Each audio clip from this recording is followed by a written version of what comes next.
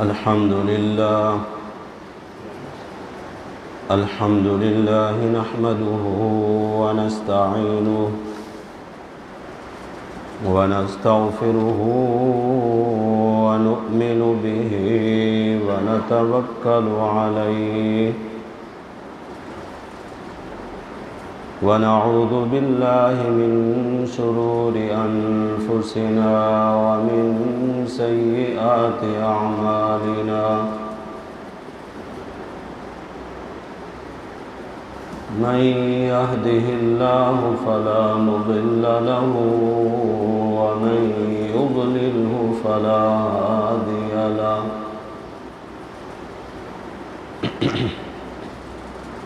شهادة أن لا إله إلا الله وحده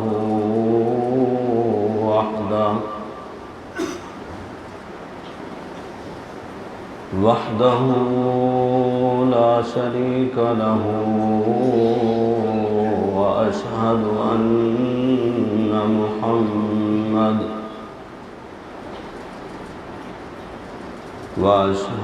أن محمدا عبده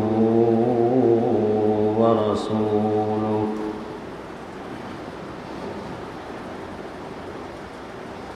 أما بعد فأعوذ بالله من الشيطان الرجيم بسم الله الرحمن الرحيم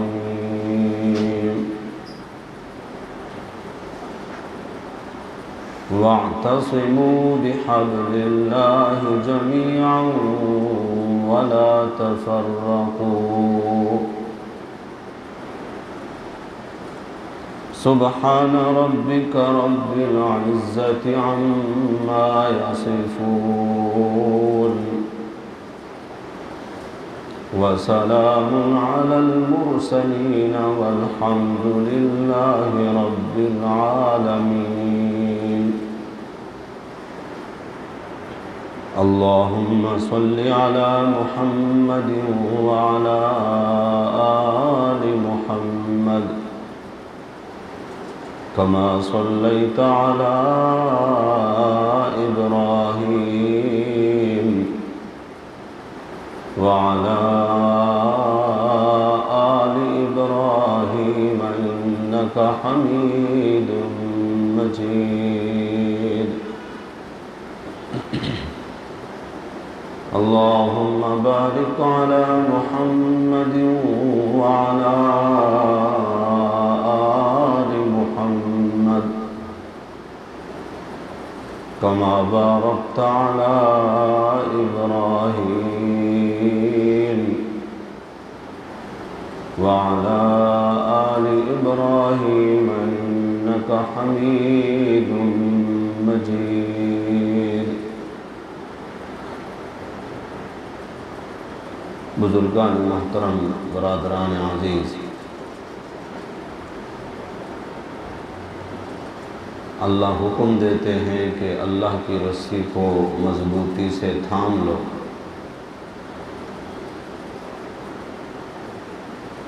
اور تفرقہ بازی میں نہ پڑو۔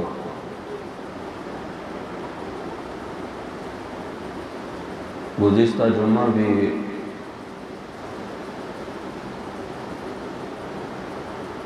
یہی حصہ اس آیت مبارکہ کا تلاوت کیا تھا۔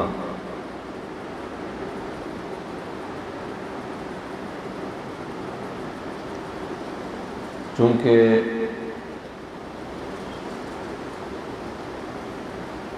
الفاظ کے لحاظ سے جتنا یہ مختصر ہے حصہ،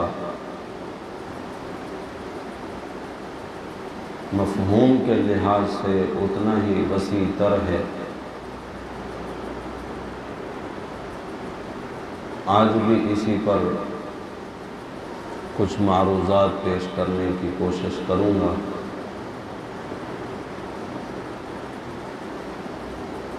دو باتیں ارشاد فرمائی جا رہی ہیں۔ ایک تو یہ کہ اللہ کی رسی کو مضبوطی سے پکڑ لو، اور دوسری یہ کہ تفرقہ بازی میں نہ پڑو، پھوٹ نہ ڈالی جائے۔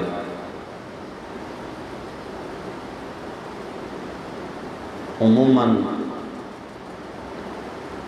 ہمارے ہاں جہاں کہیں بھی اتحاد امت کی بات ہوتی ہے، ہر مبصر تبصرہ کرنے والا اسی آیت کا سہارا لیتا ہے، ٹی وی کا اینکر بھی اسی آیت کو پڑھتا ہے، اور زور پہلے جملے کو چھوڑ کر دوسرے جملے پر دیا جاتا ہے کہ تفرقہ بازی میں نہ پڑو۔ اور جہاں سے اس آیت کی بنیاد ہے کہ اللہ کی رسی کو مضبوطی سے پکڑ لو، اس کی نہ کوئی وضاحت کرتا ہے، نہ اس کی اہمیت کو بیان کیا جاتا ہے، نہ اس پر زور دیا جاتا ہے، جبکہ اصل بات ہے یہی۔ جب رسی کو استعمال کر کے لکڑیوں کا گٹھا باندھ دیا جائے تو وہ لکڑیاں بکھریں گی کیسے؟ ان کے بکھرنے کی نوبت تو بعد میں آئے گی جب وہ رسی چھوڑ دی جائے۔ رسی تو ہوتی ہی اکٹھا کرنے کے لیے ہے۔ ڈوبنے والا اگر کسی کنویں میں گر گیا ہے، رسی اس کو وہاں سے نکالنے کے کام بھی آتی ہے، لیکن کب؟ جب اس رسی کو وہ مضبوطی سے پکڑ لے تو اوپر والے اس کو کھینچ لیتے ہیں، وہ بندہ ہلاکت سے، ڈوبنے سے، غرق ہونے سے بچ جاتا ہے۔ اس اہمیت کو بیان نہیں کیا جاتا کہ رسی ہے کہاں، کون سی رسی ہے، کہاں لٹک رہی ہے، تاکہ ہمیں بھی پتہ چلے، ہم سب بھی مل کر اس رسی کو پکڑیں۔ ہمیں تو آسمان سے لٹکتی ہوئی کوئی رسی نظر نہیں آتی۔ اللہ کہتے ہیں حبل اللہ، اللہ کی رسی کو مضبوطی سے پکڑو۔ نبی کریم صلی اللہ علیہ وسلم کے فیض یافتہ صحابہ کرام جنہوں نے قرآن مقدس کی آیات کی تفسیر کو بیان کیا، وہاں سے لے کر آج تک ہر صدی کے مفسر نے حبل اللہ، اللہ کی رسی کون سی ہے، ہر ایک نے یہی بیان کیا کہ کتاب اللہ، قرآن جو ہے یہ اللہ کی رسی ہے۔ آسمان سے اللہ نے اس کو نازل کیا ہے، اور اس کی تشبیہ ایسی ہے کہ اس رسی کا ایک سرا اللہ کے ہاتھ میں ہے اور دوسرا سرا آپ کے ہاتھ میں ہے۔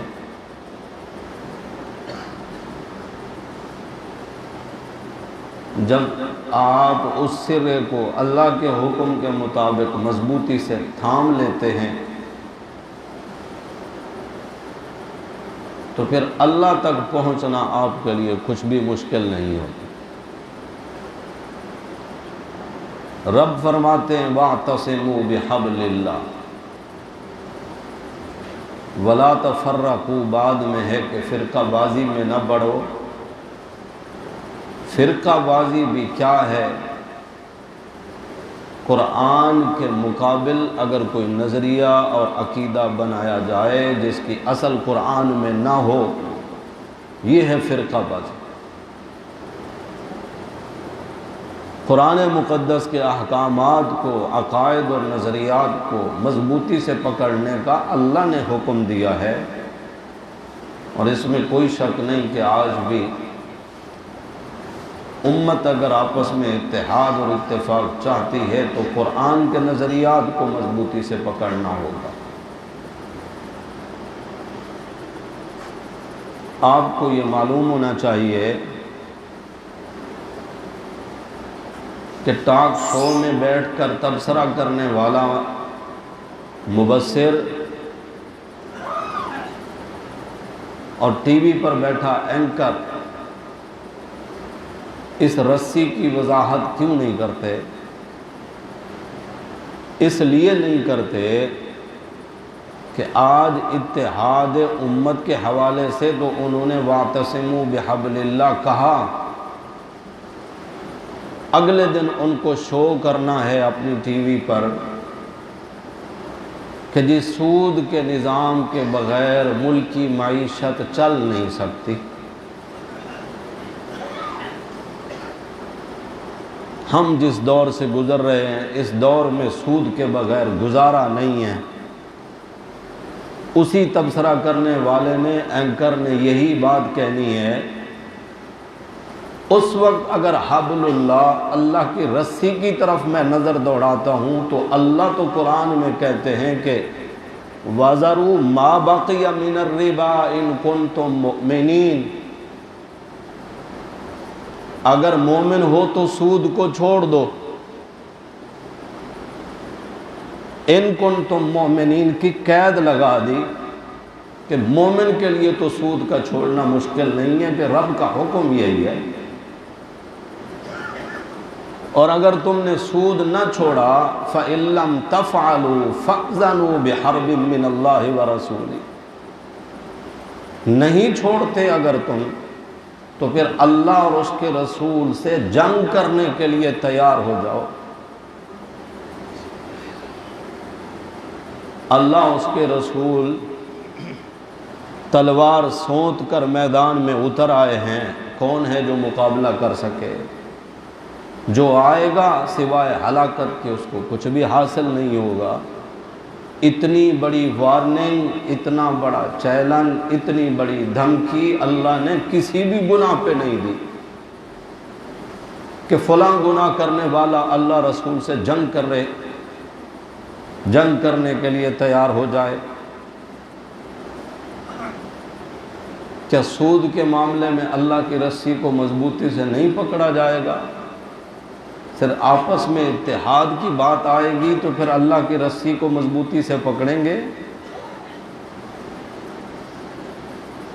آج جہاں ہم پہنچ چکے ہیں معاشی لحاظ سے، اس کی بنیاد یہی ہے۔ ہمیں جو کامیابی نظر آ رہی ہے سود میں، اللہ اسی تیسرے پارے میں فرما چکے ہیں کہ سود مٹنے والا ہے، اللہ اس کو مٹا کے چھوڑتے ہیں۔ جو چیز ہے ہی ہلاکت کا باعث، اس میں حیات اور زندگی کہاں مل سکتی؟ تو اللہ کی رسی کو مضبوطی سے پکڑنا ہے۔ میں نے جس طرح گزشتہ جمعہ عرض کیا، رمضان کے مہینے میں پورا قرآن پڑھنے اور سننے والا مسلمان وہ اگر ان آیات کی طرف متوجہ نہیں ہوا، جیسا رمضان سے پہلے تھا ویسا ہی رمضان کے بعد ہے، اس کو فکر کرنی چاہیے، اس کو غور کرنا چاہیے۔ برسنے والی بارش تو ایک ہی جیسی ہوتی ہے، زمین کے خطے ٹکڑے الگ الگ حیثیت کے ہوتے ہیں۔ زرخیز زمین اسی بارش کے پانی سے کھیتیاں اگاتی ہے، باغات پیدا کرتی ہے، غلہ جات نکلتے ہیں اس میں سے۔ جو بنجر زمین ہے، کلر اور شور والی زمین، اس پر بھی وہی بارش برسی ہے، بجائے اس کے کہ وہ زرخیز ہوتی۔ اس بارش والے پانی سے اس کے بنجر ہونے میں کوئی فرق نہیں پڑا، بارش تو ایک جیسی،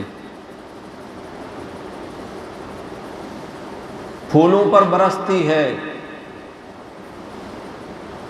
دیکھنے والے کو خوش نما منظر دکھائی دیتا ہے، قوت شامہ سونگھنے کی صلاحیت میں جو اللہ نے ودیعت کر رکھی ہے انسان کو، طرح طرح کی خوشبوئیں آتی ہیں۔ جب کچرے کے ڈھیر پر یہی بارش برستی ہے، سوائے تعفن اور بدبو کے کچھ بھی حاصل نہیں ہوتا، تو اس میں قصور بارش کا ہے، زمین کا ہے، جگہ کا ہے۔ بارش تو ایک ہی جیسی تھی۔ غور و فکر تو ہمیں کرنی ہوگی کہ دل والی زمین ہماری زرخیز ہے، بنجر ہے،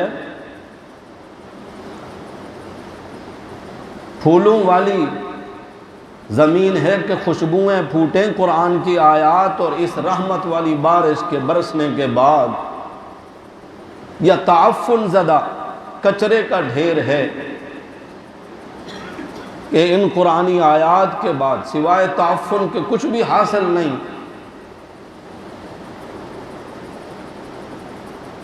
اگر مسلمان غور و فکر نہیں کرے گا تو اللہ نے تو کہہ دیا ہے افحسبتم انما خلقناکم عبثا، کیا گمان کرتے ہو تم ہم نے تمہیں ایسے ہی بے فائدہ اور فضول میں پیدا کر دیا وَأَنَّكُمْ إِلَيْنَا لَا تُرْجَعُونَ، ہماری طرف نہیں آؤ گے تم، کیا سمجھتے ہو؟ جب میرے پاس آؤ گے تو پھر میں نے پوچھنا ہے زندگی ملی تھی کہاں گزاری، صحت دی تھی کن کاموں میں صرف کی، مال دیا تھا کہاں خرچ کیا تھا۔ فرمایا جب تک ان سوالوں کے جواب نہیں دو گے ایک قدم بھی آگے نہیں بڑھا سکو گے۔ امتحان کی تیاری اچھی ہو تو سوالوں کے جواب دیے جا سکتے ہیں، دنیا میں اگر ان سوالوں کے جواب تیار کر کے گئے تو پھر وہاں جواب دیا جا سکے گا، نہیں تو پھر خاسرت دنیا والآخرہ، دنیا میں تو خسارہ ہے ہی، آخرت میں بھی سوائے خسارے اور نقصان کے کچھ نہیں ملنے والا۔ میں نے دعوت دی تھی قرآن کے قریب آنے کی، یہ میری دعوت نہیں ہے، اللہ کی دعوت ہے۔ اللہ کہہ رہے ہیں وَاعْتَصِمُوا بِحَبْلِ اللَّهِ، اللہ کی رسی کو مضبوطی سے پکڑو۔ اللہ کی رسی کا یہ تقاضا ہے کہ سودی نظام چھوڑ دو۔ اللہ کی رسی کہتے ہیں یا ایھا النبیو، اے میرے نبی، قل لازواجک وبناتک ونساء المؤمنین، اپنی ازواج کو بھی، اپنی بنات یعنی بیٹیوں کو بھی، اور مومنات عورتوں کو بھی آپ فرما دیں یدنین علیہن من جلابیبہن، اول تو ان سے کہہ دیں کہ کرن فی بیوتکن، 22ویں پارے کا پہلا صفحہ ہے۔ مشکل مقام میں بتاتا بھی نہیں ہوں کہ ڈھونڈنے میں مشکل پیش آئے۔ الحمدللہ ہم مسلمان ہیں، ہمارے گھروں میں کسی نہ کسی عالم کا ترجمے والا قرآن تو ضرور ہوگا۔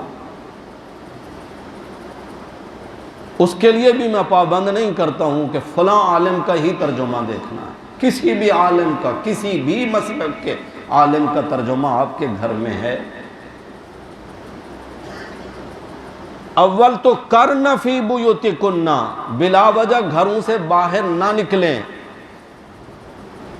کون؟ نبی کی بیویاں، نبی کی بیٹیاں، اور جو بھی اپنے آپ کو مومنہ کہلانے والی عورت ہے، اول تو گھر میں ٹک کے رہیں بلا ضرورت۔ یہ جملے تو سمجھ میں آ رہے ہیں نا، بلا وجہ، وجہ کے لیے نکلا جا سکتا ہے گھر سے، بلا وجہ گھر سے باہر نہیں نکلنا، اور اگر نکلیں تو اللہ کہتے ہیں حبل اللہ کہتی ہے لا تبرجنا تبرج الجاہلیت الاولی، بناؤ سنگھار کر کے زمانہ جاہلیت والے نظارے پیش نہ کرنا۔ یہ کیا ہے؟ حبل اللہ، اللہ کی رسی، جسے اللہ نے کہا مضبوطی سے پکڑنا۔ مطلب کیا؟ اس کے حکموں کو مضبوطی سے پکڑنا ہے، نہ پکڑا تو یہ کیا ہوگا؟ فرقہ واریت، تفرقہ بازی۔ پھر بھی اگر ضرورت کے لیے گھر سے باہر نکلنا ہے، یدنین علیہن من جلابیبہن، اتنی بڑی چادر لے لے سر سے لے کر پاؤں تک جس میں تیرا پورا جسم چھپ جائے۔ ٹی وی کا اینکر، تبصرہ کرنے والا مبصر کبھی ان آیات کی طرف آپ کو متوجہ کرتے ہوئے نہیں کہے گا وَاعْتَصِمُوا بِحَبْلِ اللَّهِ جَمِيعًا، کیونکہ اس نے تھوڑی دیر کے بعد وہاں لڑکیوں کو نچوانا ہے، بے آبرو کرنا ہے، برہنہ لباس میں، نامکمل لباس میں اس نے عورتوں بچیوں کو دکھانا ہے اسی ٹی وی کی اسکرین پہ۔ تو وہ کیسے قرآن کی یعنی حبل اللہ کی ان آیات کو کیسے وہ بیان کر کے متوجہ کرے؟ بلکہ وہ تو مذاق اڑاتے ہوئے کہہ دیتا ہے کہ پردہ تو دل کا ہوتا ہے، پردہ تو دل کا ہوتا ہے، ظاہری پردے کا کیا ہے؟ نعوذ باللہ اس بات کا نہ اللہ کو پتہ تھا نہ اللہ کے رسول کو خبر تھی۔ کہتا ہے پردہ دل کا ہوتا ہے۔ جس وقت یہ قرآن نازل ہو رہا تھا، جب قرآن کہہ رہا تھا کہ میرے نبی آپ اپنی بیویوں کو، اپنی بیٹیوں کو اور مومنوں کی عورتوں کو فرما دیں گھر سے باہر نکلیں تو بڑی سی چادر میں اپنا پورا جسم چہرے سمیت چھپا کر نکلیں، اس وقت کون لوگ تھے سامنے؟ میرے نبی کی بیویاں، کہ میرے نبی فرما رہے ہیں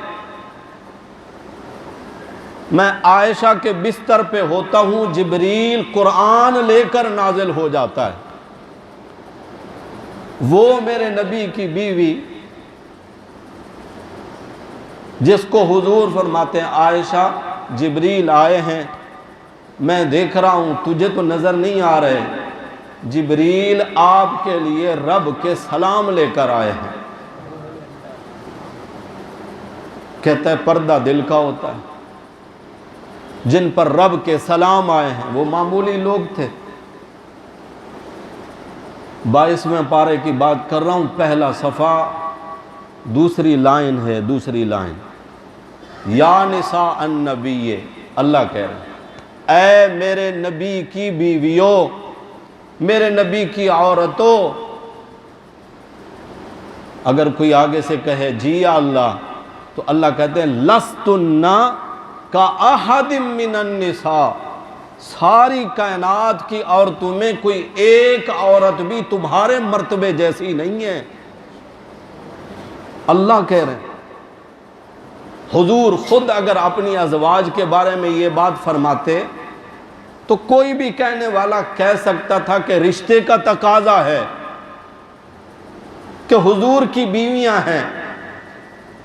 یہاں آسمان کا رب خود کہہ رہا ہے کہ اے میرے نبی کی بیویوں، تمہاری جیسی تو ساری کائنات کی عورتوں میں، اس کو بھی اگر میں ذرا کھولوں تو ساری کائنات کی عورتوں میں میرے نبی سے پہلے جتنے نبی پہلے گزرے ہیں، ان کی مائیں،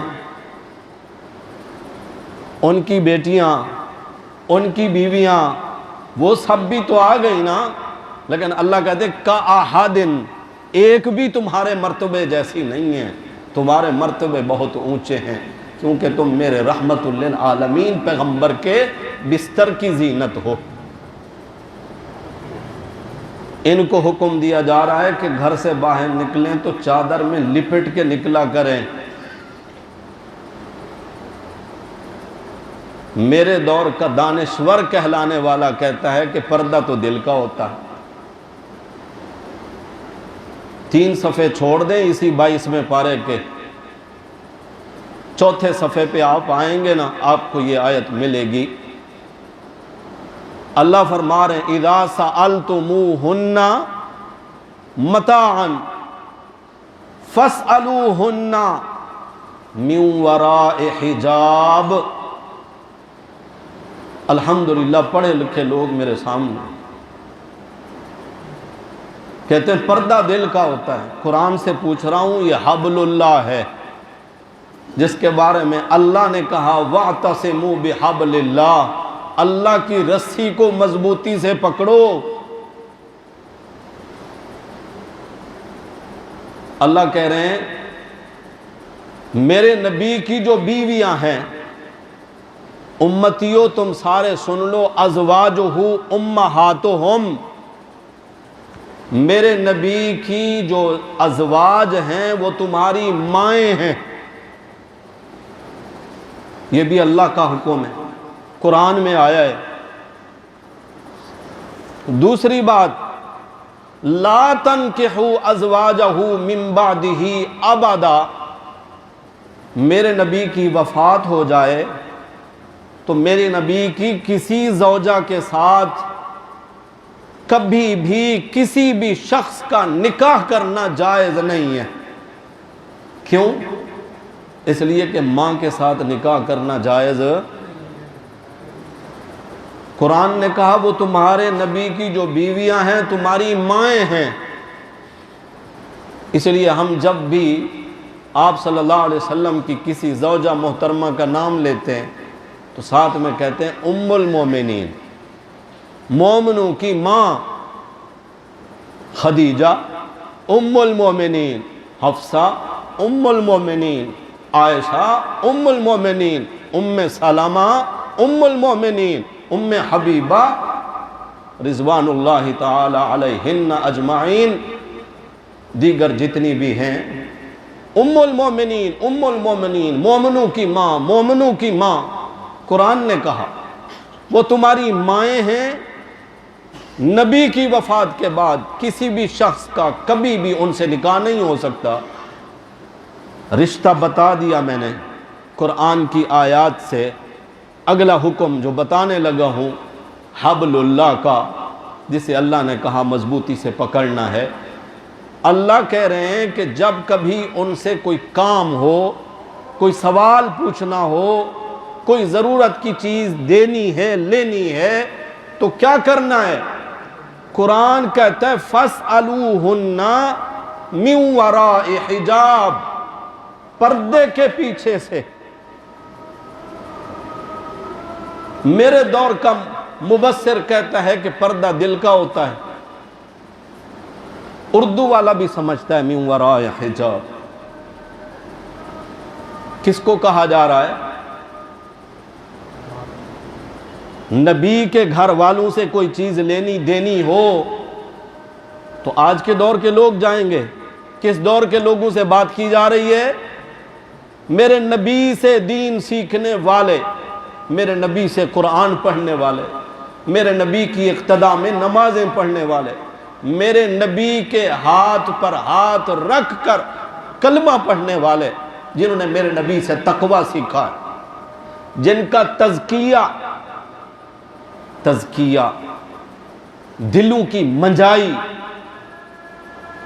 اللہ کے نبی نے کی ہے کہ اللہ کے نبی کا فریضہ ہے وَيُزَكِّيهِمْ، جن کا تزکیہ، جن کے دلوں کو میرے نبی نے پاک کیا ہے، ان پاک دل والے صحابہ کو اللہ کہہ رہے ہیں میرے نبی کے گھر والوں سے کوئی سوال کرنا ہو فَاسْأَلُوهُنَّ مِن وَرَاءِ حِجَاب، پردے کے پیچھے سے بات کرنی۔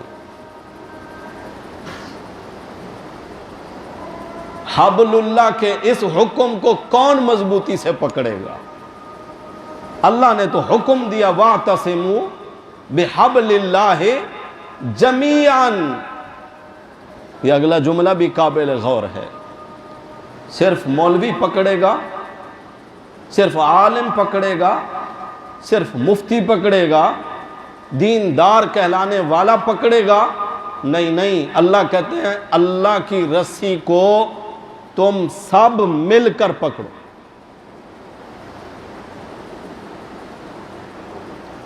اتنی بات تو آپ سمجھ گئے کہ اللہ کی رسی کیا ہے جی؟ قرآن کیا ہے؟ اللہ کی رسی. قرآن کا ہر حکم اللہ نے فرمایا اس کو مضبوطی سے پکڑنا. میرے نبی صلی اللہ علیہ وسلم نے کیا فرمایا؟ فرمایا ترکت فیکم، ثقلین بھی ہے امرین بھی ہے. نبی کریم صلی اللہ علیہ وسلم نے فرمایا میری امت کے لوگوں، دو چیزیں تم میں چھوڑ کے جا رہا ہوں. انبیاء اپنی وراثت میں جائیداد نہیں چھوڑ کے جاتے. نبی اپنی وراثت میں روپیہ پیسہ بینک بیلنس کچھ نہیں چھوڑ کے کچھ نہیں چھوڑ کے جاتا. نبی کیا چھوڑ کے جاتے ہیں؟ علم. پہلے والے نبیوں پر جن پر کتابیں نازل ہوئیں وہ اللہ کا دیا ہوا وہ علم چھوڑ کر گئے. میرے نبی صلی اللہ علیہ وسلم بھی یہی فرما رہے ہیں کہ میری امت کے لوگوں میں دو چیزیں تم میں چھوڑ کے جا رہا ہوں. کتاب اللہ، پہلی چیز، پہلا تحفہ، پہلی میری وراثت جو تم میں چھوڑ کے جا رہا ہوں وہ کیا ہے؟ کتاب اللہ. اللہ کی کتاب چھوڑ کے جا رہا ہوں. دوسری چیز وَسُنَّتِي، اور میری سنت. سنت لفظ عربی کا ہے، اردو میں ہم اس کا معنی کرتے ہیں طریقہ. نبی کا طریقہ، اس کو عربی میں سنت کہا جاتا ہے. اللہ کے رسول صلی اللہ علیہ وسلم فرما رہے ہیں تم میں دو چیزیں چھوڑ کے جا رہا ہوں. کتاب اللہ، اللہ کی کتاب جسے ایمان والوں نے قیام کی حالت میں دن بھر کا روزہ بھی تھا، کام کاج بھی کرتے تھے، تراویح کی حالت میں گھنٹوں قیام کر کے اللہ کی کتاب کو سنتے رہے، سنانے والے سناتے رہے. یہ ہے اللہ کی رسی. اس کو قرآن نے کہا حبل اللہ. حبل اللہ، حضور فرما رہے ہیں کتاب اللہ، میں اللہ کی کتاب تم میں چھوڑ کے جا رہا ہوں. وسنتی، اپنا طریقہ تم میں چھوڑ کے جا رہا ہوں. کیا کرنا ہے؟ فرمایا ان کو مضبوطی سے پکڑ کے رکھنا. کیسے پکڑنا؟ عضو علیہا بالنواجذ. میں کوشش تو کرتا ہوں سہل کرنے کی یا آسان کرنے کی. ہمارے جو دانت ہیں نا منہ میں، سامنے کے دو دانت جو ہیں ثنایا، ان کا نام ہے ثنایا. یہ سامنے کے دو دانت، علیا سفلا، دو دانت اوپر والے نیچے والے، یہ ثنایا کہلاتے ہیں. آپ دانتوں میں غور کریں گے تو اوپر نیچے کے سامنے والے 4 دانت چھوڑ دیں، 5ویں 6 نمبر پر نوکدار دانت آپ کو نظر آئیں گے. ان کو کہا جاتا ہے نواجذ. کیا کہا جاتا ہے؟ نون واو الف جیم اور ذال. حضور فرما رہے ہیں عضو علیہا بالنواجذ. آپ نے کبھی مشاہدہ کیا ہے؟ ہم تو خیر دیہاتی لوگ ہیں، गिठान कोई खोलनी हो, हाथ से खोलने की पूरी कोशिश करे बंदा, ना खुल रही हो तो फिर क्या करते हैं, दांतों से खोल। कहीं ताकत लगानी हो किसी चीज को पकड़ने की, सामने वाला भी जोर लगा रहा है, वो उधर से खींच रहा है या इधर से खींच रहा है, जहां ये देखता है कि मेरे हाथों की गिरफ्त कमजोर पड़ रही है तो दांतों से पकड़ लेता है। अल्लाह के नबी सल्लल्लाहु अलैहि वसल्लम ने फरमाया, दो चीजें छोड़ के जा रहा हूं, इनको अगर मजबूती से थामे रखोगे मेरे बाद तुम गुमराह नहीं हो सकोगे। पकड़ना कैसे है? फरमाया अज़्ज़ू अलैहा बिन नवाजिज, दांतों के साथ, वो नोक वाले दांत, मजबूती से पकड़ के रखना। तुमसे ना कुरान छूटने पे आए ना मेरी सुन्नत और तरीका छूटने पे आए। अगर तुमने कुरान को मजबूती से पकड़े रखा, अगर तुमने मेरी सुन्नत और मेरे तरीके को मजबूती से पकड़े रखा, मैं मुहम्मदुर रसूलुल्लाह, अल्लाह का रसूल सल्लल्लाहु अलैहि वसल्लम तुमसे कहता हूं कि मेरे बाद फिर कभी तुम गुमराह नहीं हो सकोगे। गुमराही से बचने का तरीका है वातसिमू बिहब्लिल्लाहि जमीआ, जो अल्लाह ने फरमाया और अल्लाह के रसूल ने फरमाया कि अल्लाह की रस्सी को मजबूती के साथ सब मिलकर पकड़ लो। वला तफर्रकू, तफरकाबाजी में न पड़ो, फूट नहीं पड़नी चाहिए तुम में। मैंने जिस तरह शुरू में अर्ज किया, रस्सी का काम ही इकट्ठा करना। मुख्तलिफ लकड़ियों को रस्सी के साथ बांध दिया जाए तो वो आपस में जुड़ जाते हैं। डूबने वाले को, गर्क होने वाले को, कुएं में गिर जाने वाले को निकालने के लिए भी रस्सी काम आती है। अगर दुनिया की रंगीनियों में, गुमराहियों में, अंधेरों में अगर कोई शख्स घिर गया है, वहाँ से रस्सी के ज़रिए निकाला जाएगा। और ये रस्सी किसी इंसान के हाथों की बनाई नहीं होगी, बल्कि हब्लुल्लाह, अल्लाह की नाज़िल करदा यह किताब इंसान को गुमराहियों से निकाल लाती है। सूरह इब्राहीम शुरू हो रही है 13वें पारे में, अलिफ लाम रा, किताबुन अंज़लनाहु इलैका लितुखरिजन नास मिनज़्ज़ुलुमाति इलन नूर। अल्लाह फरमा रहे हैं ये किताब है, हमने इसे नाजिल किया है मेरे पैगंबर आपकी तरफ। क्यों नाजिल किया? फरमाया लितुखरिजन नास मिनज़्ज़ुलुमाति इलन नूर, ताकि आप लोगों को अंधेरों से निकालें रोशनी की तरफ, गुमराही से निकालें हिदायत की तरफ, बिदआत से निकालें सुन्नत की तरफ, शिरक से निकालें तौहीद की तरफ। लितुखरिजन नासा मिनज़्ज़ुलुमाति इलन नूर। ये दावत कुरान है भाइयों। रमज़ान का पूरा महीना कुरान की तिलावत भी की, तिलावत सुनी भी, पढ़ा भी कुरान को। दावत फ़िक्र ये है कि कुरान को समझ के पढ़ें, कुरान को समझ के पढ़ें। ये किसी गुमराही को रहने नहीं देता। अल्लाह ने फरमाया तबारकल्लज़ी नज़्ज़ल अल फुरक़ान, अल्लाह ने कुरान को फुरक़ान फरमाया। फुरक़ान क्या है? हक और बातिल में फ़र्क करने वाली किताब, हिदायत और गुमराही में फ़र्क करने वाली किताब, बिदआत और सुन्नत में फ़र्क करने वाली किताब, ये कुरान वाली किताब है। यही हब्लुल्लाह है, अल्लाह की रस्सी है, जिसको मजबूती के साथ थामने का अल्लाह ने भी हुक्म दिया, अल्लाह के रसूल सल्लल्लाहु अलैहि वसल्लम ने भी हुक्म दिया।